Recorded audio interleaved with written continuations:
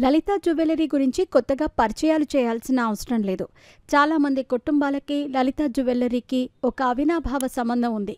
లలిత jewellery Kiran Kumar అంటే అంతమందికి తెలియకపోవచ్చు, కానీ కొంతమందికి మాత్రం ఖచ్చితంగా తెలుస్తుంది. కానీ ఆయనకి ఇంకొక పేరు ఉంది, గుండంకుల్ అని.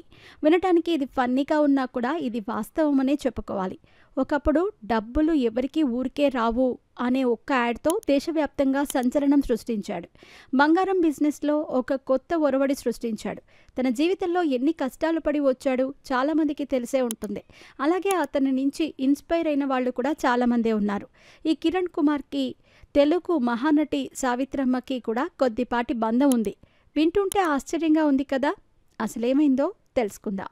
కిరణ్ కుమార్ మొదట తన తల్లి ఇచ్చిన కొద్దిపాటి బంగారంతో బిజినెస్ స్టార్ట్ చేసి అంచెలంచెలుగా ఎదిగి ఈరోజు లలిత జ్యువెలరీని సొంతం చేసుకున్నారు.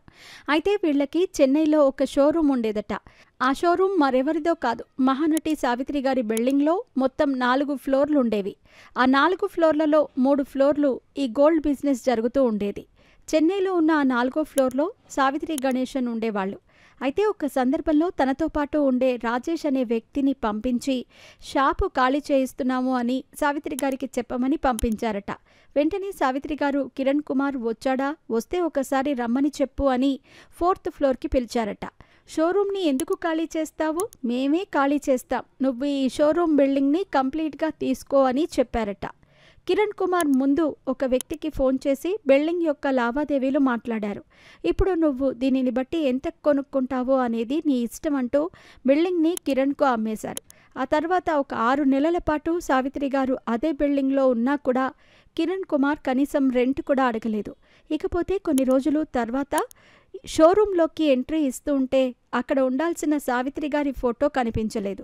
వెంటనే కిరణ్ కుమార్ సావిత్రి గారికి ఫోన్ చేసి, మీరు ఇక్కడి నుంచి మీ ఫోటోను ఎందుకు తీసుకెళ్లారు, మా వాళ్ళు మీ ఇంటి బయట ఉన్నారు, ఆ ఫోటోను అర్జెంటుగా పంపించండి, ఆ ఫోటో నాకు ఇక్కడ కావాలి అని చెప్పుకొచ్చారు. రోజు షోరూంలోకి ఎంట్రీ ఇస్తూ ఉంటే సావిత్రమ్మను నవ్వుతూ చూస్తున్న ఫోటో తనకి ఎంతో ఆనందాన్ని ఇస్తుంది. అందుకే ఆ ఫోటో మళ్ళీ తెప్పించాను. అలాగే ఇప్పటికీ ఆ బిల్డింగ్కి సావిత్రి గణేశన్ అనే పేరు ఉంటుందట. ఈ విషయాన్ని స్వయంగా కిరణ్ కుమార్ ఒక పాడ్కాస్ట్లో తెలిపారు.